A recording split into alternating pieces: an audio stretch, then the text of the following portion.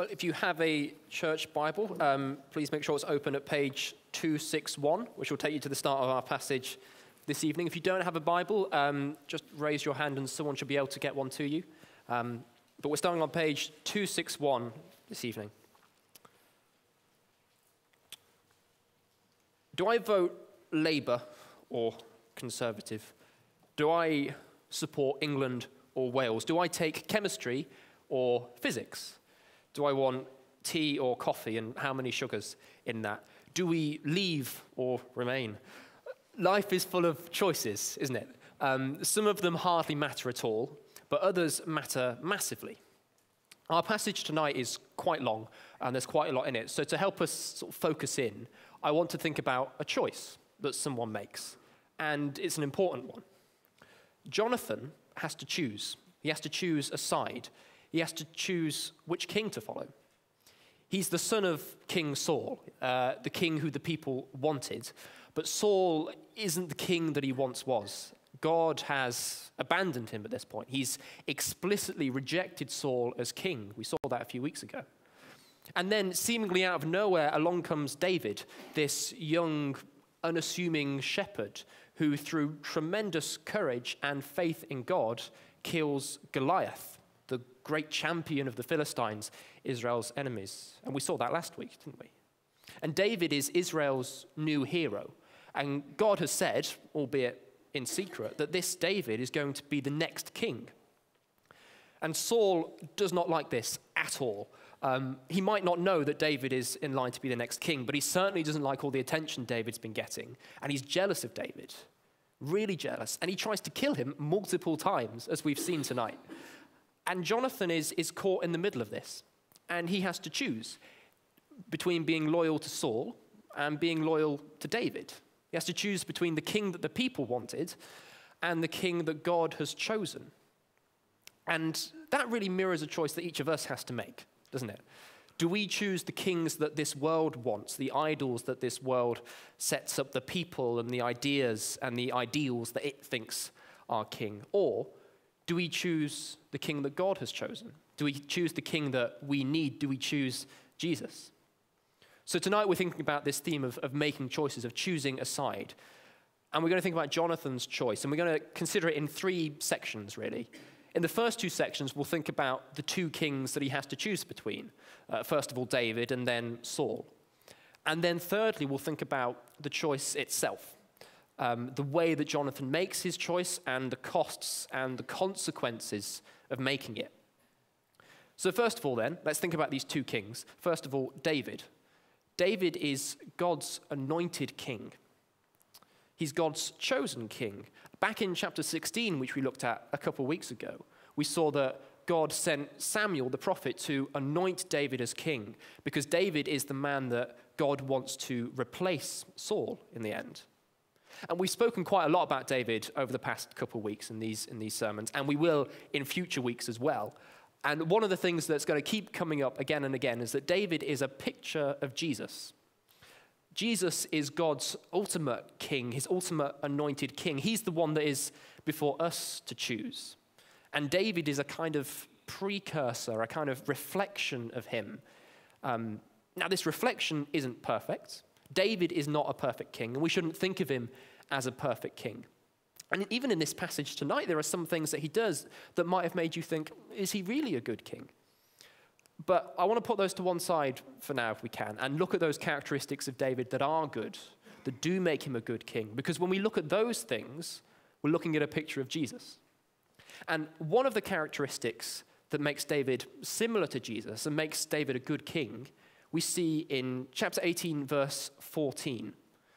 Which says, "And David behaved wisely in all his ways, and the Lord was with him." So God is with David. And we saw proof of that in the story of David and Goliath, which we looked at last week, when David took on Goliath and won. The story of David and Goliath is not just a nice underdog story. It's a story of God being with his chosen deliverer, being with his chosen king. And it's the fact that God is with David that brings him his success.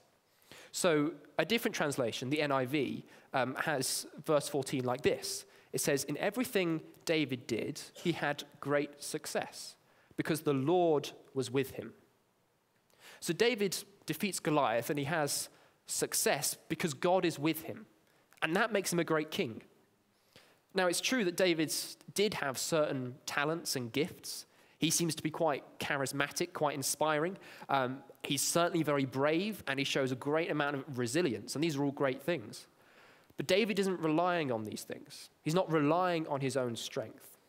Do you remember what he says when he confronts Goliath back in chapter 17, verse 45? He says to Goliath, "You come to me with a sword, with a spear, and with a javelin, but I come to you in the name of the Lord of hosts."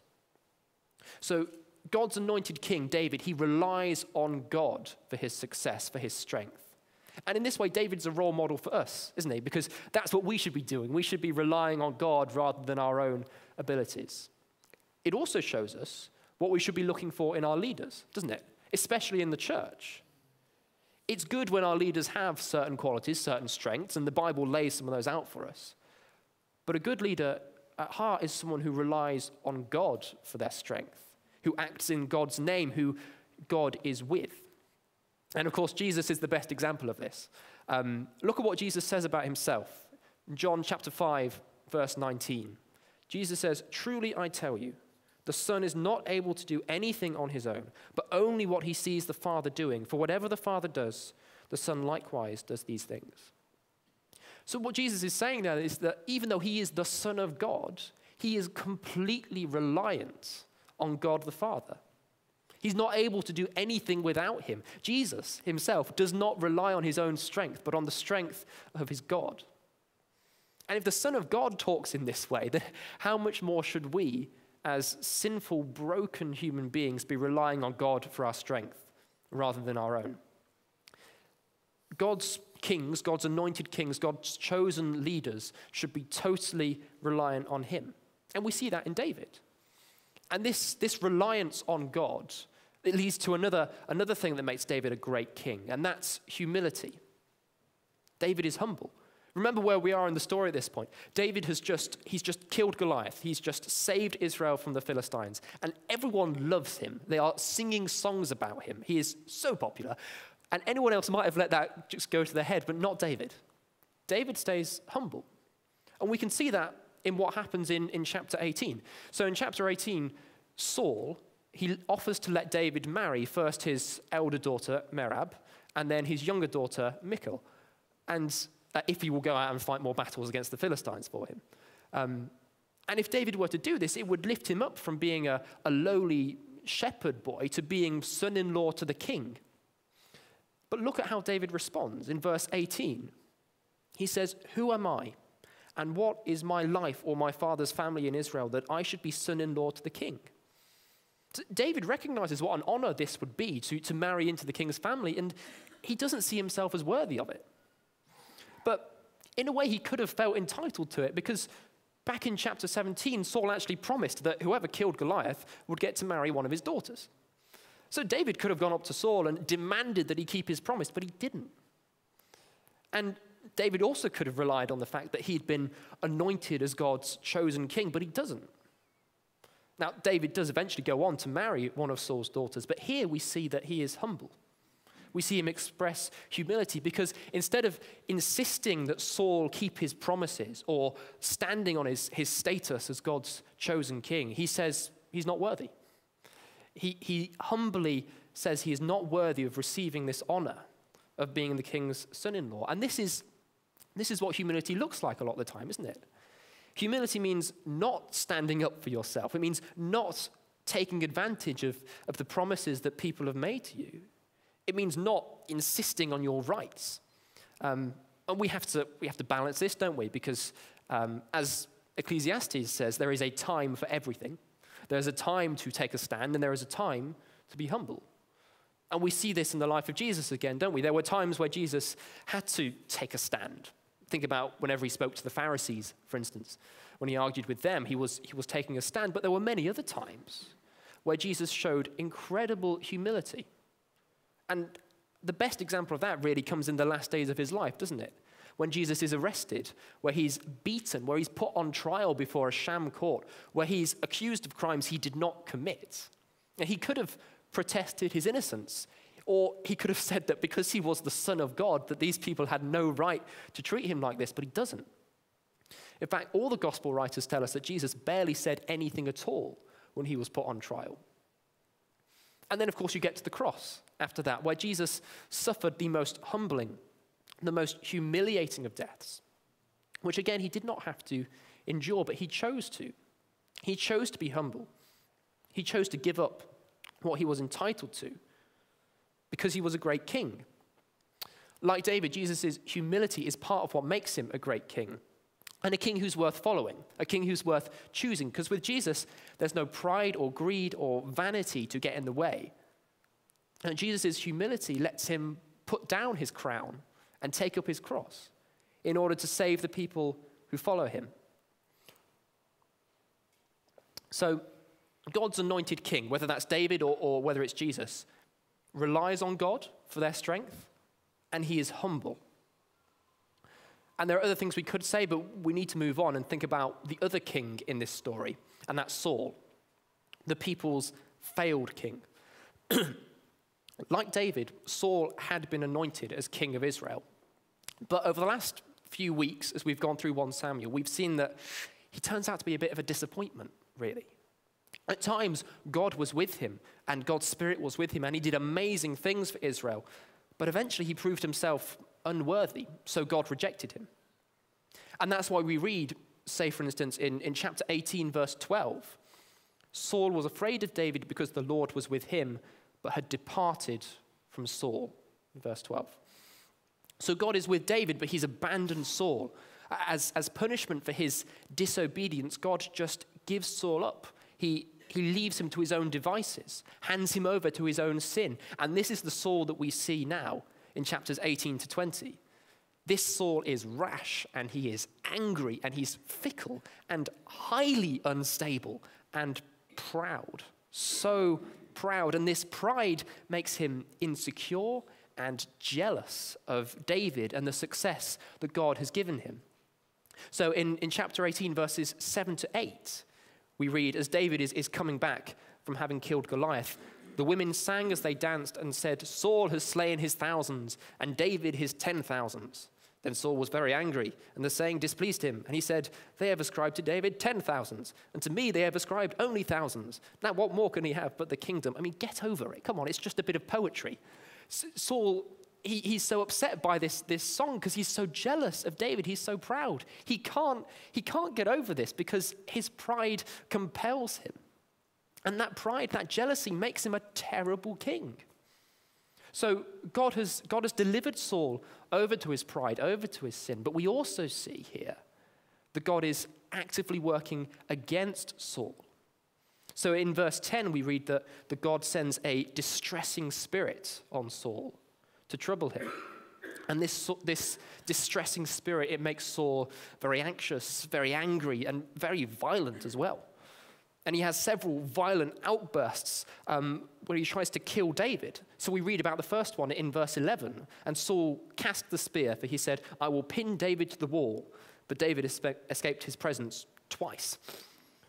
This is hardly a picture of a very inspiring leader. Right? He's throwing spears at musicians. That's not a good look for Saul. And you can imagine what his servants must have thought of him at this stage. I doubt many people thought very much of Saul at this point. But it actually gets worse. It gets worse for Saul. And we see that really in chapter 19, in the part we read there. So in chapter 19, after another violent outburst from Saul, David decides enough is enough, and he's going to go on the run. So he does, with help from his wife, Saul's daughter, Michal. And David, he runs to Samuel, to the prophet, and stays with a group of prophets there. And Saul wants to get him back, so he sends messengers after David to try and get him back, basically so he can kill him. But the messengers, funnily enough, just end up joining in with the prophets and prophesying along with Samuel. And this happens, I think, 3 times in total, which in the end leads Saul getting so fed up and irritated that he just decides, well, I'm going to go after David myself. So he does, and he goes after David. And then the same thing happens to him. He prophesies along with the prophets. And then the most humiliating part of all, chapter 19, verse 24, and he also stripped off his clothes and prophesied before Samuel in like manner and lay down naked all that day and all that night. Therefore, they say, is Saul also among the prophets? This is humiliating for Saul for several reasons. Obviously, he's lying down naked on the floor for a day and a night, which is pretty embarrassing. But it's more than that, isn't it? He seems to have gone into this kind of, some sort of frenzy, some sort of fit.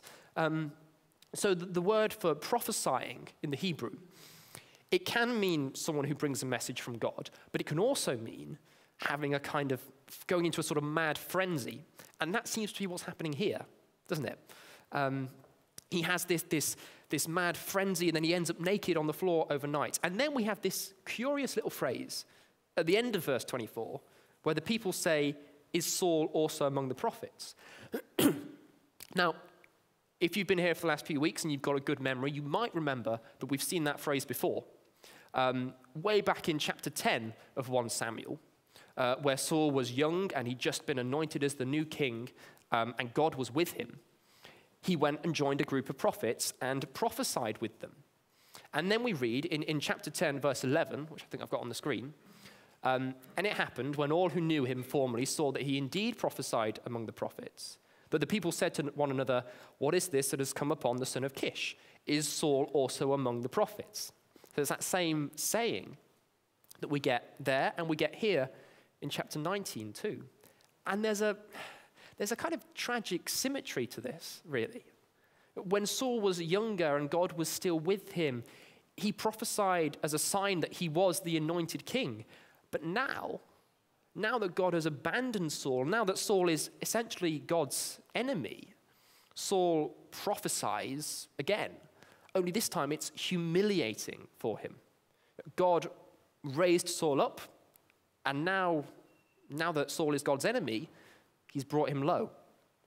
And on the other hand, you have David, this humble shepherd boy from nowhere, who is raised up by God and adored by Israel. This is how God works very often. Proverbs chapter 3 puts it like this. He mocks proud mockers, but shows favor to the humble and oppressed. Or you can look at 1 Corinthians chapter 1, which says, God has chosen what is foolish in the world to shame the wise. God has chosen what is weak in the world to shame the strong. God has chosen what is insignificant and despised in the world, what is viewed as nothing, to bring to nothing what is viewed as something, so that no one may boast in his presence. And what those passages are saying is that God humiliates his enemies.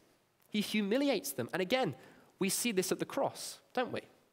Because at the cross, yes, we see Jesus' humility and that he chooses to go there, but the cross is also the place where the devil is humiliated. If you wanted to beat someone in a game in a way that embarrassed them as much as possible, you might play them with one hand tied behind your back, or standing on one leg, or you might give them a head start, or something like that. You would do something to limit yourself, give yourself a disadvantage, and then beat them anyway. And in a much bigger way than that is sort of what happens at the cross. At the cross, God defeats the devil utterly whilst limiting himself. God makes himself human. God makes himself a wrongfully convicted criminal. He allows himself to be killed in one of the most degrading and painful ways ever devised. And through that, destroys sin and death and the power of the devil. Now, the devil is not weak by any means, especially not compared to us. But at the cross, we're shown that compared to God, the devil is nothing. At the cross, God does not just defeat the devil, he humiliates him. Now, coming back to Saul. Saul is powerful. But despite his power, he's not a good king. And he's not a king who is worth following. And God makes that clear here.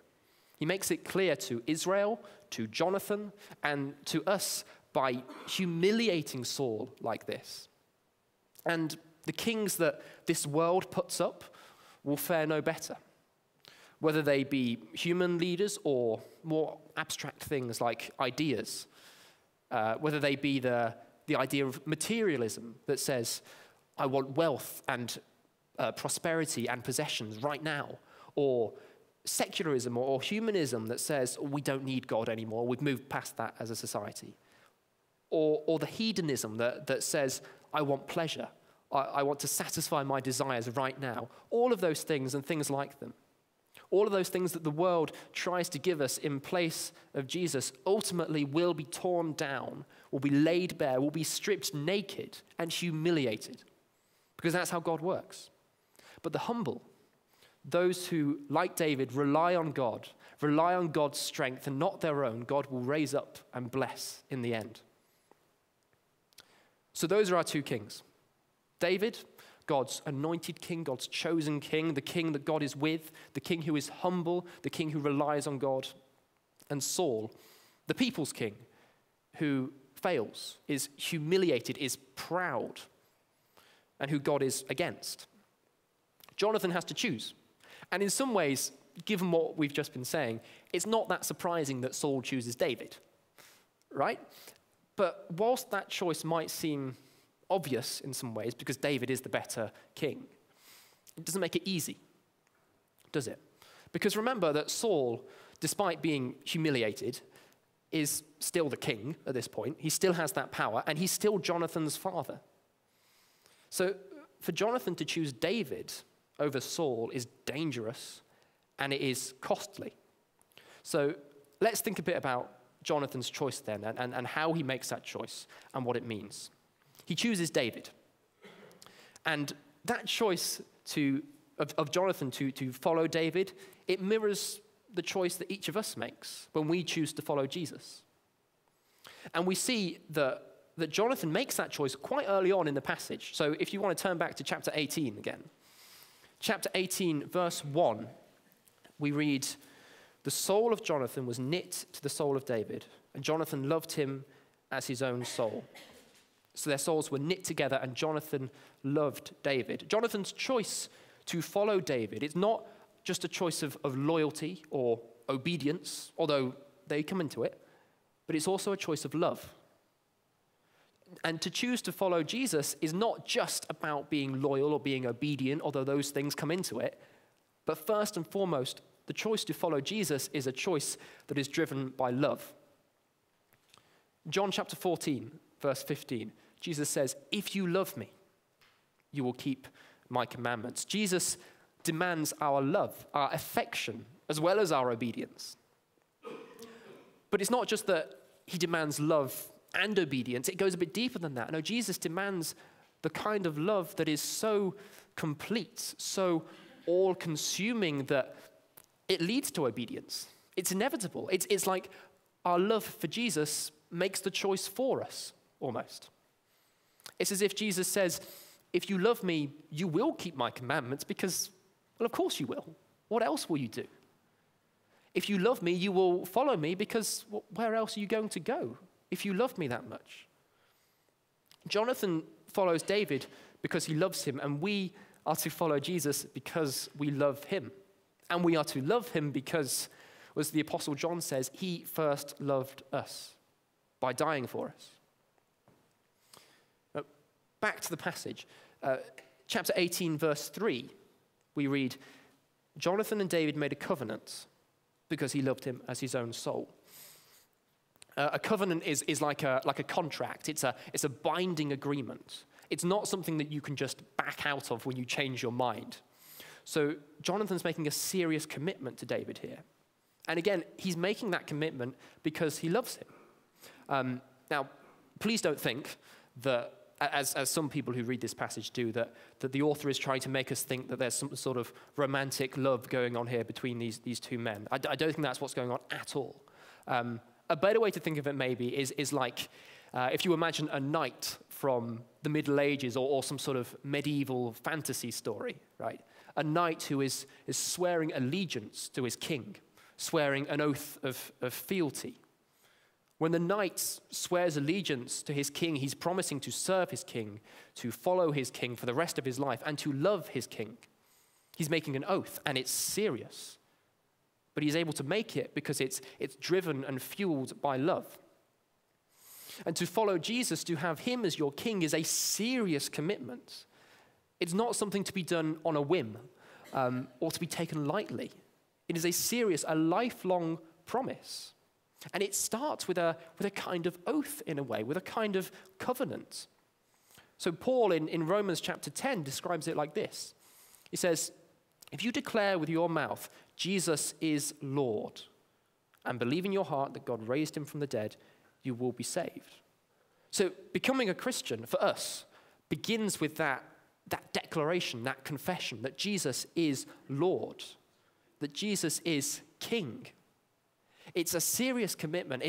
It's a serious declaration, and one that we can only really truly make, one that we can only truly mean if we love Jesus. So this is a serious choice, and it's a choice that's driven by love. It's also a costly one. So let's go back to Jonathan again. Chapter 18, verse 4. We read this funny little scene. Jonathan took off the robe that was on him and gave it to David with his armor, even to his sword and his bow and his belt. What's going on there? Why would the author include that? Well, I think this is a symbol. Jonathan is actually doing this, but it's symbolic of something more. When he gives David his robe, when he gives David his armor, he is giving David the right to be king. Because remember, Jonathan is Saul's son. He's next in line to the throne when Saul dies. He's got a claim to be king as well. But by choosing David, by choosing to support David, Jonathan gives that up. Saul himself actually says that to Jonathan. Flick forward to chapter 20, verse 31. Saul says to Jonathan, for as long as the son of Jesse, that's David, as long as David lives on the earth, you shall not be established, nor your kingdom. So in choosing David, Jonathan is deliberately not taking up his right to be king. He is humbling himself. He's making a sacrifice. He's giving up his own crown. And following Jesus requires us to do something similar, doesn't it? Because if you're going to confess that Jesus is Lord, Jesus is my Lord, well, that means you're not in charge anymore. You lay your own crown at Jesus' feet. We are called to humble ourselves, to follow Jesus, to surrender our right to rule our own lives. Or to put it another way, as Jesus says himself, whoever wants to be my disciple must deny themselves, take up their cross, and follow me. Jonathan is denying himself by choosing to follow David. He's denying his right to be king. And in another way, he's also sort of taking up his cross in a way. Taking up your cross means to share in Jesus' sufferings, like he suffered. And Jonathan does that. If you remember how Saul tried to kill David by throwing the spear at him, well, he does the exact same thing to Jonathan after Jonathan's made his choice. So chapter 20, verse 33 says, then Saul cast a spear at him. That's Jonathan. Saul cast a spear at Jonathan to kill him. So Saul tries to kill Jonathan in exactly the same way that he tried to kill David. So by choosing to follow David, Jonathan is having to share in David's suffering in a way. And that's not even to mention the fact that this is Jonathan's own father who's trying to kill him here. No, choosing to follow Jesus, choosing to take up your cross and share in his sufferings is costly and it is painful. Jesus is a wonderful, perfect, good king, but he will lead you into difficult places, and there is no escaping that. We were thinking of that this morning, weren't we? We were thinking about being persecuted for Jesus' sake. Following Jesus is a serious commitment and a costly one and a painful one at times. And it causes us to humble ourselves, much like Jesus humbled himself, to give up our right to rule our own lives. But what's the alternative? Well, for Jonathan, the alternative was Saul, who, despite being very dear to Jonathan, was a terrible, failing, unstable, fickle, angry king. For us, the alternatives to following Jesus, well, they're the kings of this world. That they might be people, but very often they're ideas, they're things. It might be pleasure, it might be wealth or riches, it might be ambition or success, it might be just self.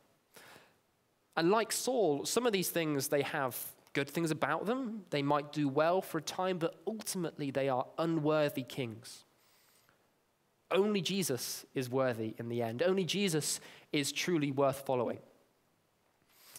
Now, we could finish there, but it's kind of a depressing way to end in some ways by saying, oh, following Jesus is really hard, but the alternative is much worse. It's quite a bleak ending. And it's not the whole story, is it? There is more to it than that. But this is where the whole David is a bit like Jesus thing starts to break down, really.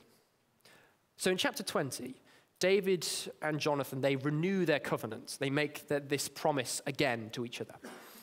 And as part of that renewing of the covenant, we read in chapter 20, verse 14, Jonathan asks David, "And you shall not only show me the kindness of the Lord while I still live, that I may not die, but you shall not cut off your kindness from my house forever. No, not when the Lord has cut off every one of the enemies of David from the face of the earth." What Jonathan is saying there is he's saying to David, David, when you become king, show kindness to me and to my family. And David agrees to this, and they renew the covenant. And then the rest of the story happens as we read. So David agrees to show kindness to Jonathan when he's king, but the sad thing is that David's not really able to do that. David, he does show kindness to Jonathan's family. You can read about that in 2 Samuel. But Jonathan, by the time David becomes king, Jonathan's been killed. In the last chapter of 1 Samuel, we read that Jonathan is killed by the Philistines in battle before David becomes king. David kind of fails in a way. He's not able to save Jonathan from the Philistines. He can't do it. Well, Jesus doesn't fail, does he?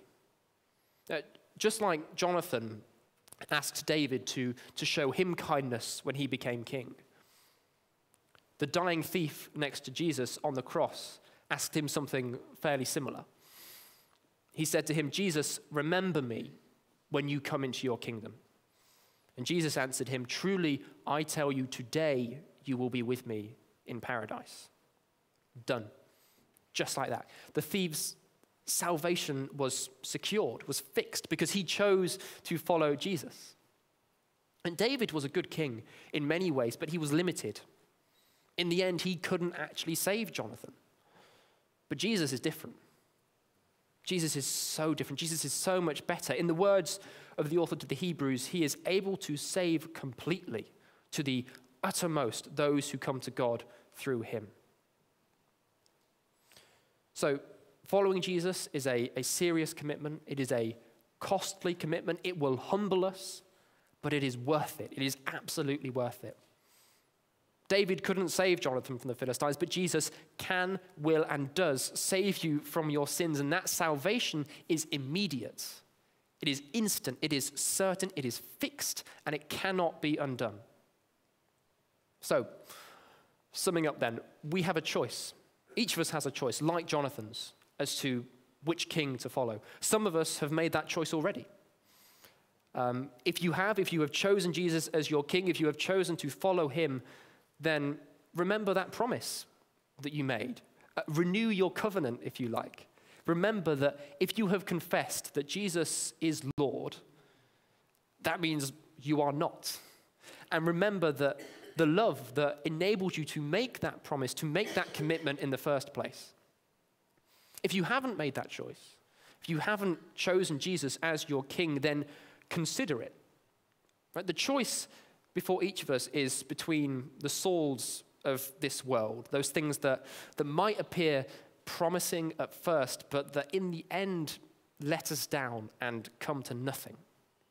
And on the other hand is Jesus, God's anointed king, God's chosen king, the one king who is good enough, who is humble enough, and who is loving enough to save us and to bring us into paradise.